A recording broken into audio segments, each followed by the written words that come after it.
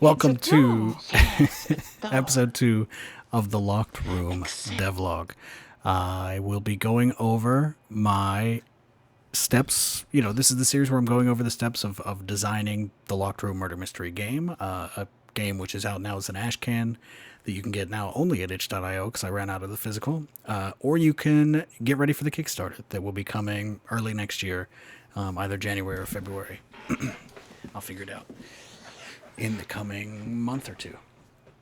The Locked Room Murder Mystery game, if you remember from the last video, is a GM-less emergent murder mystery storytelling game where a bunch of people, 1 to 6, I would say, but really one or more, get together and start telling chapter by chapter a murder mystery story. At certain parts of the game will jump in and tell you first, hey, this character dies that you made. I hope you're ready for that. And then you'll bring in your detective. And then at a certain point later, the game will say, this character did it. Yeah, that's the broad pitch. I'm still working on like refining how to do the broad pitch. I'm getting there. That one wasn't that good, I don't think, but I am getting there in terms of text and writing. Yeah, earlier today I've recorded one of these where I went through like these playset guides, like the play kit that I'm trying to work on that'll make playing the game a lot easier. Had a bunch of audio issues, so you didn't see that, but maybe I'll talk about it again at some point. But now what I want to do is I'm just going to go through my document and start tuning up some of the words. This is like the manuscript, the master page. Yeah, that's what I'm going to do. So let's get started. The preface, this is something I've been working on.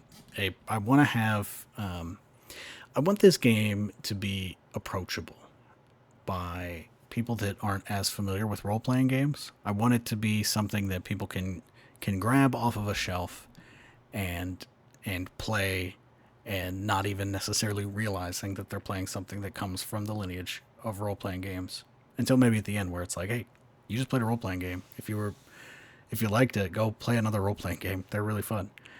I don't know exactly how to present that, but the goal is that somebody can grab it, play it easy, no problem, which I think is one of the bigger struggles with role playing and storytelling games as a whole, is they feel intimidating. I'll often, if I'm tabling at an event, I'll hear somebody, just talk about, oh, I don't know how to play this. I'm not creative enough, blah, blah, blah, blah. Not realizing that, first off, everybody's creative. You've got it in you. But second off, the job of the game designer is to provide you with a framework such that even if you were the least creative person on earth, you'll still generate a cool and good story, because that's the whole point of the game, is it will draw out that creative energy from you in a way that will lead to a fun time. So, that said, murder mysteries, everybody likes them. Creating a murder mystery, a lot of people probably like that. Thus, my murder mystery game should have more care than I normally would towards making it an approachable game. Not that I want my games to be unapproachable, but I want this to be, if somebody asks me, like, which of my games anybody can play, instead of saying Grasping Nettles, which I think is still a good answer, I could say, oh, murder mystery, Locked Room Murder Mystery game, go make one. So the preface is sort of about being that first page that somebody can flip to and read and like understand what they're holding, because an RPG fan can pick up an RPG book and know this is a game.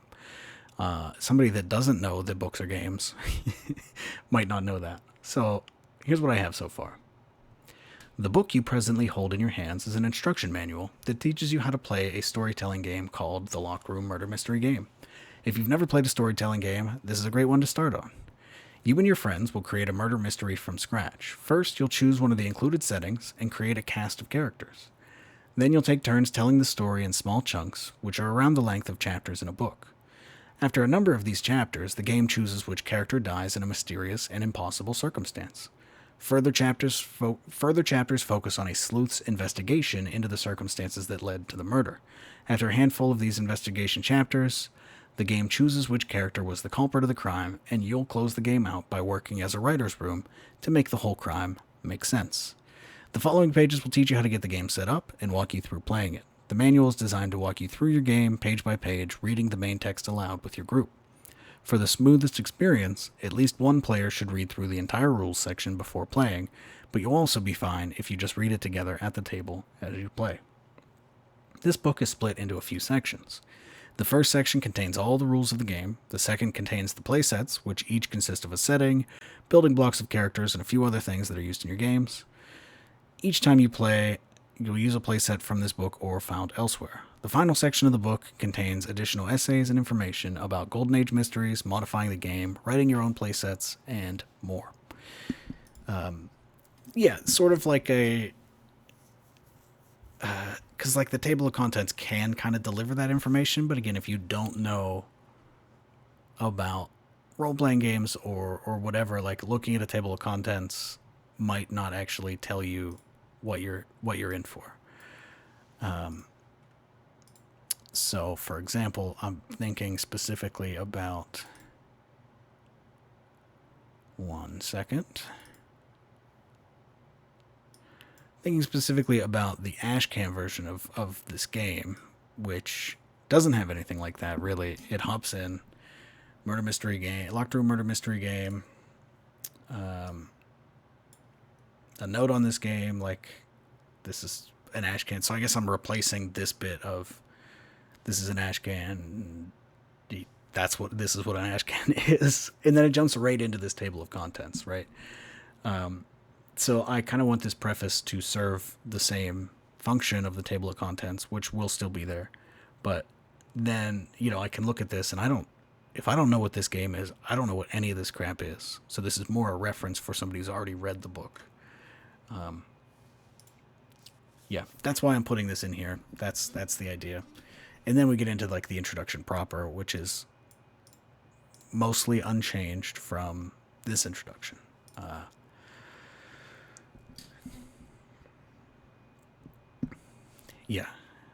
And then we move along into key terms. Actually, why don't I go ahead and take a look at this right now? This is something I've been meaning to double check to see how we're doing. Key terms.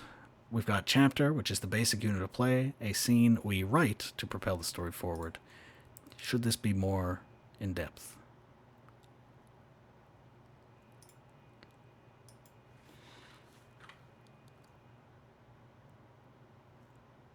A scene we write. A scene we... Because like writing chapters is how I say it later, but I don't think that needs to be in the key terms. A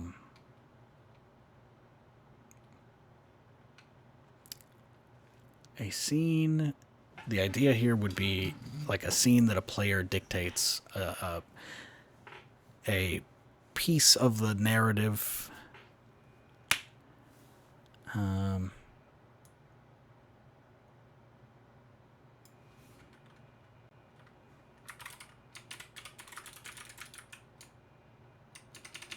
The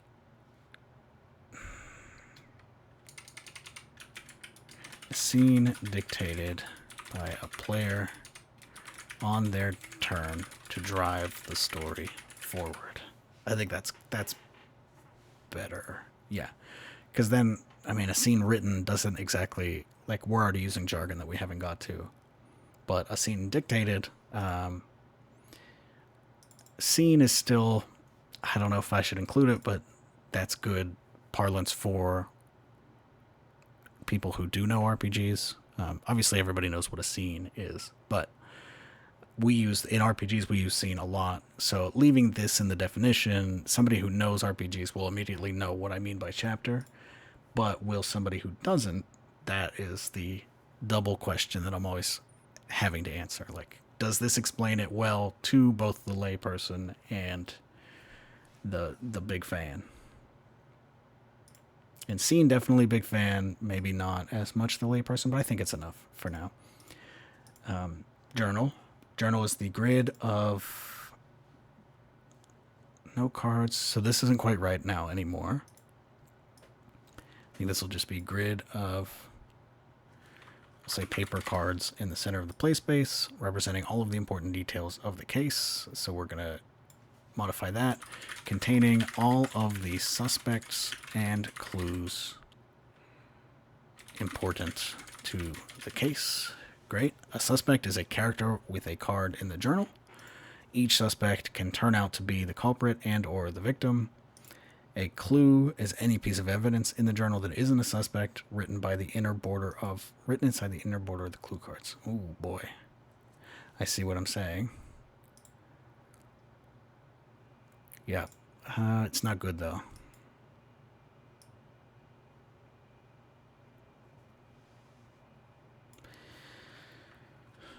Evidence. A piece of evidence on a card in the journal can be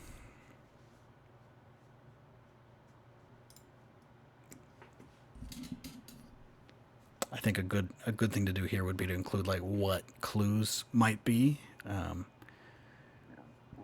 which I have a list of somewhere.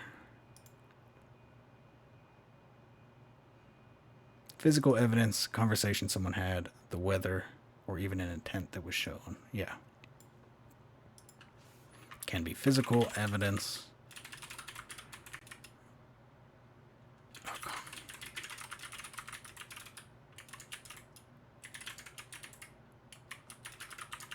Or anything else that pertains to the case. I think that's fine. And all of this will go through editing as well by somebody that's not me, but this is me getting it to the best version that I can possibly do. A question is an unfilled space in the journal between a suspect and a clue. The sleuth moves between questions. Answer is not a token anymore, unless it should be. No.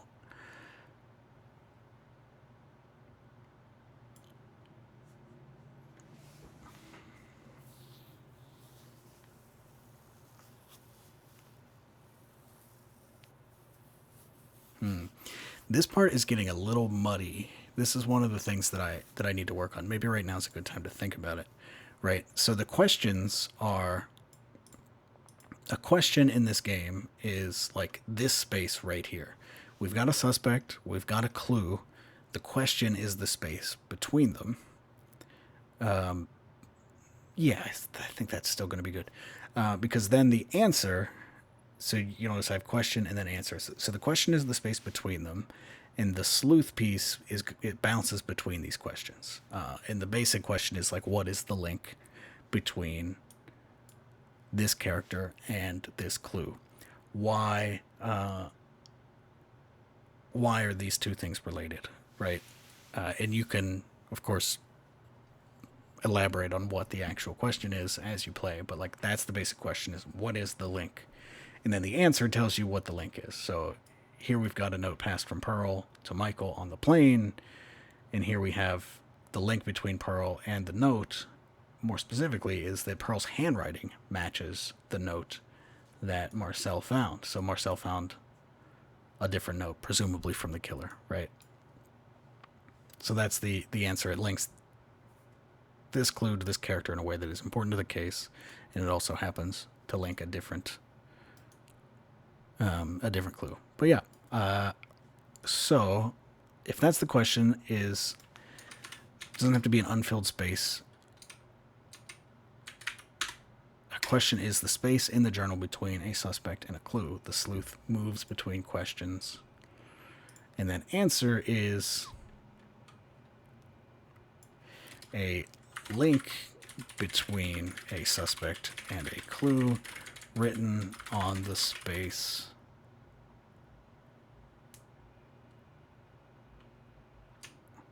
written on the clue card in the space bordering the relevant question. And I think that sort of gets to it. This will take a diagram, right? But so defining an answer specifically as not we're not turning the questions into answers. We are adding questions to answers, right? So yeah, it's written on this border space right next to the relevant question. I think that's good enough for now. Like I said, a diagram will be good. A killer, that is the game piece in the journal that represents the influence of the murderer. I'm going to say that represents the influence of murder itself. Which, it's worse. It's more true, but let's do that. Let's leave it how it was. Sleuth, the game piece in the journal that represents the influence of the detective, which gets used when the investigation begins. Influence of the detective once the investigation begins. Culprit is the murderer, as determined and proven during the summation.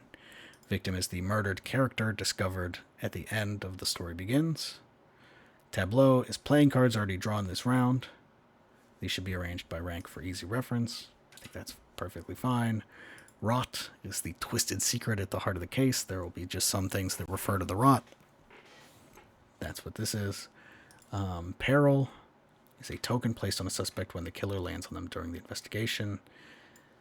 This one is still to come because Peril, in the ash can, it's a token, like exactly how it says there. It's a token that you just place on here. The current version I have of these suspect cards, you would just be filling in, like if you want one Peril, you fill in the P or the L, you go whatever direction. And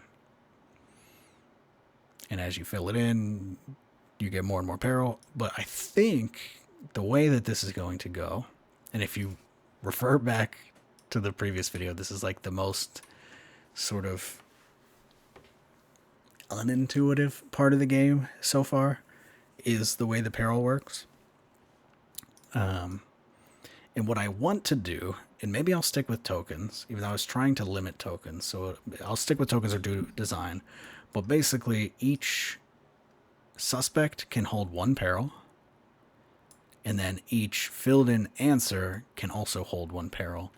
And if you cannot place a Peril, then a plot occurs. Because that is, in effect, the exact same thing as before. It just is more intuitive that, like, you try to place a Peril, you place the first Peril on the suspect. If the suspect already has a Peril, you place it on an answer. If you have no answer to place it on, a plot occurs.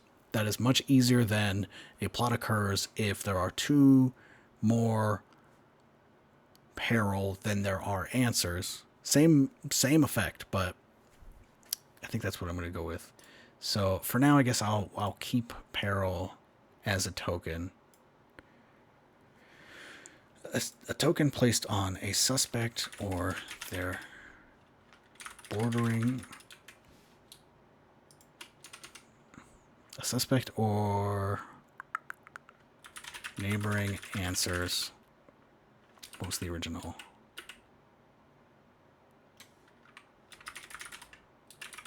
The neighboring answers when the killer lands on that suspect during the investigation.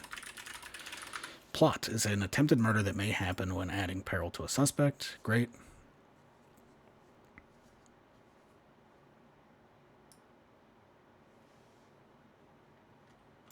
Say by the killer during the investigation. The rules are later. These are not the rules. This is defining the thing. So if somebody doesn't remember what Peril is, they come back and they say, oh, it's the token placed. Yeah, okay. So a token placed on a suspect or neighboring answers. Placed on suspects and answers. A token placed on suspects and answers by the killer during the investigation. Great. Plot, an attempted murder that may happen when adding Peril to a suspect. And then finally, table of contents, the optional list of chapters written over the course of the game. Cool. I think that is better. I'll have to go through and see if I'm missing any terms that got added. I guess, yes, case file.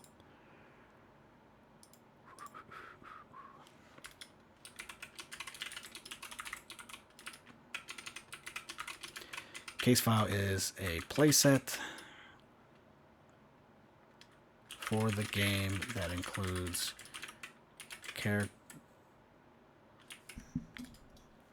character bits.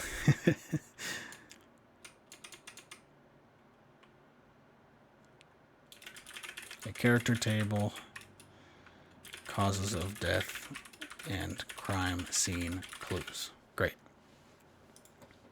Okay. Now, after that, and sort of next to that in the book, will be the overview of the game. So this, I know we've introduced the game, we've had a preface, everybody kind of understands a little bit what the game is broadly, and then this is where like the actual teach starts. So this is, you know, saying, hey, when we play this game, all players are taking on the role of the author of the story and its reader. Not written that great. When we play the locked room murder mystery game, all players take on the role of the author of the story. All players take on... I want it to be clear that you are authoring the story, but you are also still going to be surprised by the ending, right? So all players take on 2 roles. The author of the story and the audience experiencing the mystery. Nobody will be responsible for playing or embodying any particular character. Instead, we'll take turns throwing characters into situations and dictating what sorts of clues they leave behind.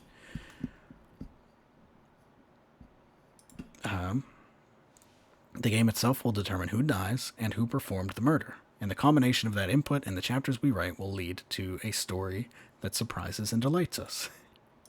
I promise that you will be surprised and delighted. Instead, we take turns throwing characters into situations called chapters and dictating what sorts of clues they leave behind.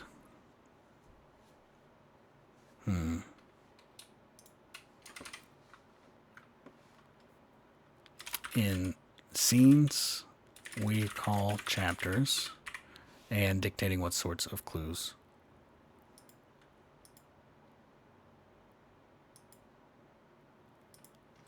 these characters leave behind. The game itself will determine who dies and who performed the murder, and the combination of that input and the chapters we write will lead to a story that surprises and delights us. To start, we will select a playset and use it to introduce ourselves to the cast of suspects. We'll each take turns adding elements from the playset to suspect cards in the journal. Once enough elements have been added, we'll name all of the characters we've defined so far. We'll then start writing chapters, and the game piece, called the killer, will start moving around the suspect cards in our journal. In each chapter, we'll thrust the suspect the killer is visiting into some situation and add a new clue or suspect to the journal to reflect the fiction. Before each chapter, we'll draw a card from the deck, and the murder will happen when a full house forms in the tableau. When the murder happens, the suspect the killer rests on is our victim. We'll determine where they're found and add clues from the scene using the cards we drew and the playset we're playing with. Then, the investigation begins. We'll write more chapters as the game piece called the Sleuth begins their dance across the journal. Begins its dance. It's a game piece. Begins its dance across the journal. This great detective, this symbolizes, this represents a great detective slowly unraveling the case and answering the questions that linger between suspects and clues. The killer will continue moving through the journal as well and can now imperil our suspects and potentially enact new plots against their lives. New plots, enact plots against their lives, enact additional plot. There's too many words already. Enact plots against their lives should be fine. We'll still draw cards from the deck until we get another full house. We will again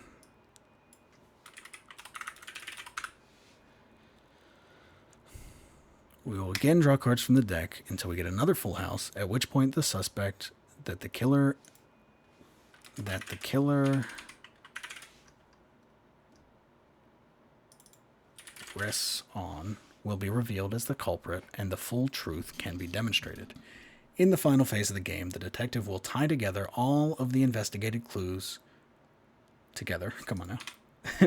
In the final phase of the game, the detective will tie together all of the investigated clues to reveal two truths. One, how the murder happened, and two, the dark secrets that led to the situation in the first place, which we'll call the rot. We'll discuss and determine what happened together, with each of us adding at least one truth to the solution that we came up with. Yeah, and in the comments here, I have I had like sidebar stuff in the ashcan, which I think I'll probably do again. It was kind of fun and also useful. So the one here is, the rules of the different stages of the game may sometimes feel a tad convoluted. This is fully intentional. Think of it as an homage to the necessarily convoluted plots and narrative devices of the source material. Through these twisted webs, a juicy mystery shall emerge. Oh, to delight and surprise us. I wrote this so long ago. Apparently I've been thinking, because this chapter just came like a day or two ago. I didn't realize I said to delight and surprise us, so I'll get rid of that in the sidebar here. Yes, I can. Okay. Through these twisted webs, a juicy mystery shall emerge. That's perfect. All right. So far, so good. Moving on through setup. So this is where I haven't finalized the text yet. I've been trying to update it, but then I get a little bit bogged down with, trying to, oh shit. Before I write that out, I gotta finalize what this looks like, what they're printing out, blah, blah, blah, blah. And that's true. So like this won't be final until all that's done, but I can still work on it. So let's keep rolling, because I'm making decent progress through this. Talking it out loud is helpful for me, because I think it just keeps me doing it. When I'm not talking out loud, if I'm like just doing this by myself, I'll tab away, I'll get on it, I'll get distracted. I'm on Discord, Blue Sky, whatever. But I'm sharing my screen, I can't do any of that. All right, so getting your table ready. First start of setup. Print out the play kit from lockedroomgame.com. That will be there before this is published. And cut out the clue and suspect cards as well as the rules references. Create the journal by creating a 5x5 grid of alternating clues and suspects, by create the journal by creating sucks. That's where I am stumped. Create the journal by laying out a 5x5 grid of alternating clues and suspects. Start with the clues so that clues are in the center and corners of the journal. Start with clues so they occupy the corner and center and corner spaces of the journal. Grab a deck of cards. Remove all cards except for ace through 5 and all suits. We'll call this the deck from here on out. Set each of the 4 kings in the 4 corners of the journal. This associates each corner of the journal with a suit, which will play into the movement of the killer later in the game. Get 2 playing pieces, one for the sleuth and one for the killer. These can be anything as long as they're distinct and small enough to fit on in between the cards of the journal. And get a handful of tokens of any size or shape to represent peril. You'll want at least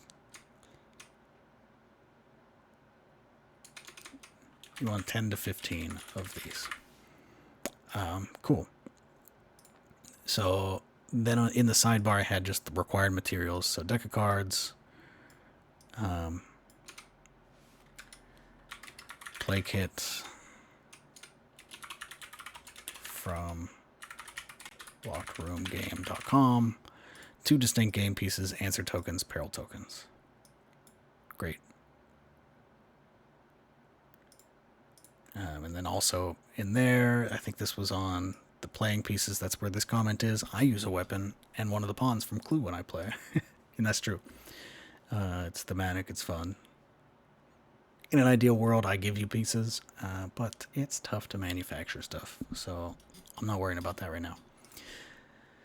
So that's the setup. Setup is good.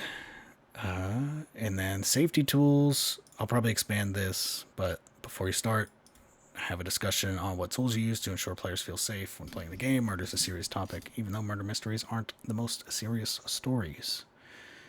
Check out the safety toolkit, TTRPG safetytoolkit.com, for a collection co-curated by Kiana Shaw and Lauren Bryant Monk. Yeah, I'll expand that or whatever. I'll try to figure out what's right for this game, because it's always important to put that in there. But yeah, I guess if it's going to be, I should.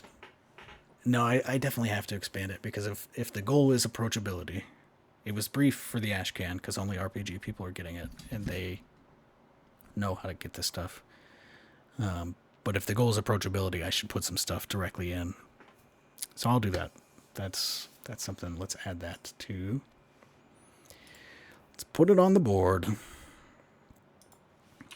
Safety tools. Hey, look, more stuff that I have to do. I'm 50. That's the 50th thing that I have to do. Oh, boy. All right. Next is something brand new, or at least changed, because in the Ashcan, let's see. Yeah, the Ashcan, the detective creation was just this table. You would draw 3 cards, and you would get a person that was perhaps a nearly mythical amateur sleuth who speaks enigmatically. Like, boom, there's your detective, move along. And that's fun, but I do want it to be a little more fleshed out. And so, like, maybe that table still exists in the back, and I could say, hey, if this is too much, go to the back, make it simple. Probably not, though. This part is fun, and if you want to skip it, it's because you can come up with a person on your own. Leave me out of it. So, in murder mystery stories, the detective is a key character in the story. This is especially true in long-running series in which every new story features the detective we know and love solving a brand new case. We even get to know their frequent associates as time goes on. Sherlock Holmes, of course, has Watson. Hercule Poirot has Inspector Japp, Hastings, and Colonel Battle. Gideon Fell is frequently paired with Inspector Hadley. Ellery Queen can't help but work with his father. Philo Vance is always with the narrator, S.S. Van Dyne. And Father Brown has a whole entourage.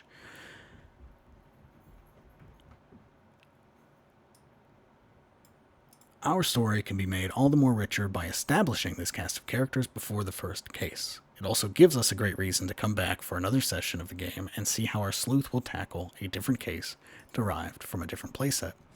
You can skip this step if you want. Feel free to play the game with a bare-bones detective you just made up, a character you already have, or even designate one of the suspects you generate as the detective whenever the murder happens.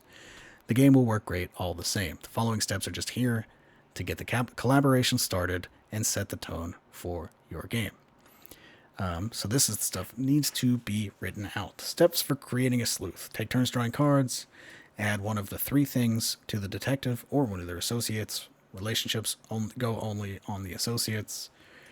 Finish when you want to or when you're out of cards, and name everyone and consider them for the future.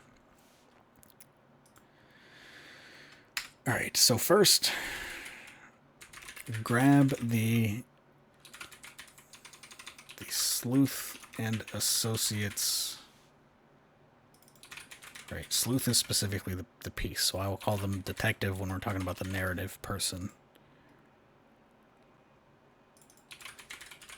Greeting the detective, because anytime I say sleuth, I want to only be talking about the game piece that bounces around. So I can just say detective when I mean the character, the detective. So first grab the character and detective and associates worksheet from the play kit. Also, grab a pen or pencil that everyone can use to write with.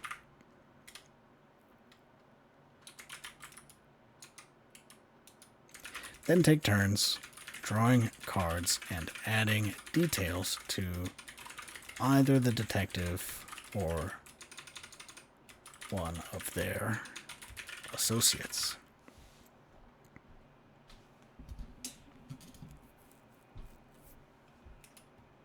So then shuffle the deck and take turns drawing cards to add details.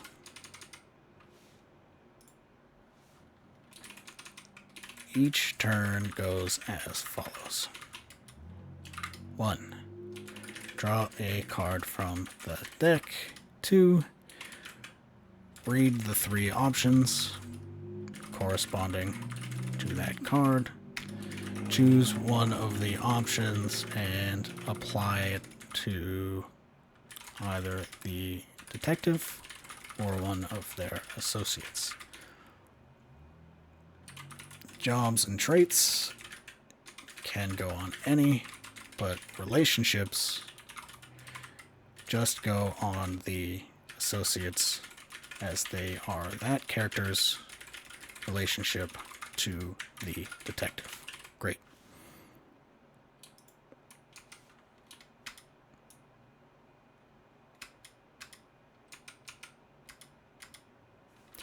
When you run out of cards or feel you have enough details to establish your... Oh my god. What on earth is going on with the back of my head? You've been looking at that the whole time? To establish... When you run out of cards or feel you have enough details to establish your characters, simply take turns adding names to all characters with details. Make sure everyone's happy with these names, as these characters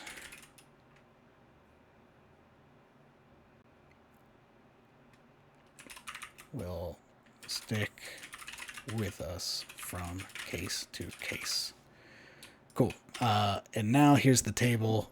This will be formatted. This is probably like on the next spread or whatever, which then will take a little bit of rewriting, like read the 3 options from the table on the following page.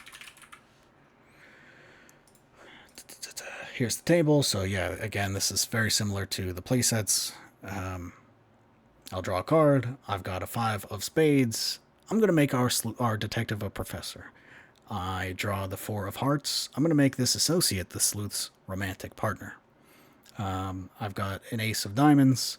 This associate is not the brightest. Who then somebody else will say that associate is also, frankly, a bit off-putting. Maybe that person is also the sleuth's, not mentor, not frequent collaborator. I swear I have like sidekick in here somewhere. Yeah, okay. Sleuth sidekick. Great. Cool. I think that's more or less all I need to write for that, because it's a pretty easy step. Yeah, I'll come back later and figure it out. And I also have to make the fucking...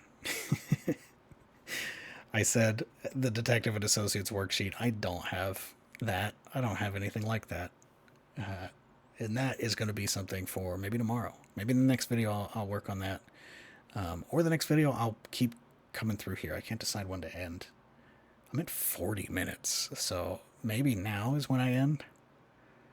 Because now the game... Well, let's do the journal. Let's see if anything needs to change with this. So the journal, this is sort of rules. The journal is the center of play. This game revolves around the journal.